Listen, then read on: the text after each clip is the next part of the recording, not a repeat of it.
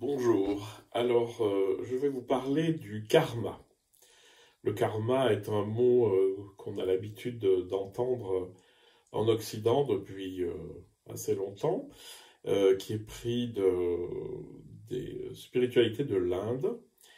Et dans le langage courant, le karma, oh j'ai un mauvais karma, ça se passe pas bien, etc.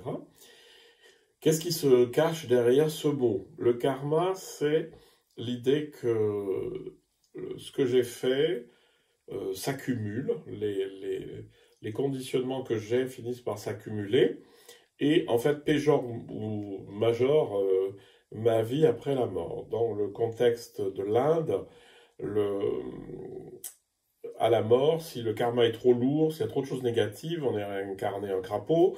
Et si ça s'est bien passé, on monte un petit peu dans la hiérarchie des êtres, en passant par la case des dieux, puis etc., puis la libération. Dans le christianisme, il n'y a pas de notion de karma, mais enfin, la notion existe quand même, c'est sur la rétribution de mes actes. C'est-à-dire, si j'ai été vraiment méchant et si j'ai toujours cherché que mon intérêt personnel, j'irai en enfer, sinon, avec un peu de chance, si j'ai été gentil, j'irai au paradis. Alors, tout ça, c'est des réflexions post-mortem, donc après la mort. Mais en fait, le karma, c'est tout de suite et c'est maintenant, c'est la rétribution à moi-même de ce que je fais, de ce que je dis, ce que je pense. Et c'est ça où c'est vraiment le plus intéressant, de se dire que j'ai une action possible sur mes conditionnements, et surtout sur les conditionnements néfastes qui me font pas du bien et qui font pas du bien à ceux qui m'entourent.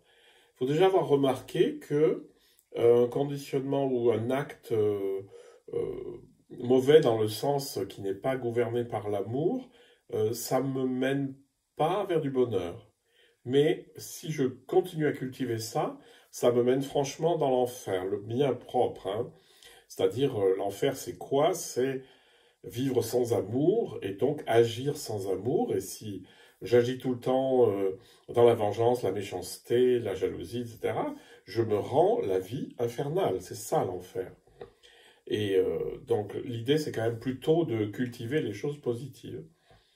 Et l'idée de karma est intéressante parce qu'elle propose des choses sous forme de cause à effet. Un acte et a des ramifications dans ses conséquences, et ça vous pouvez le voir dans votre vie. Et souvent, on ne peut plus les arrêter, hein, comme dit Maître Eckhart. Tu dis une mauvaise parole et puis elle se retrouve à Rome et au-delà. Et en fait, on ne peut plus l'arrêter. Ce que ça veut dire, c'est que de cultiver en moi les choses positives, les conditionnements positifs, et d'arrêter de cultiver les conditionnements négatifs, en fait, ça améliore mon karma, qui est mon potentiel finalement spirituel, pour aller vers plus d'amour et moins d'enfermement sur soi-même.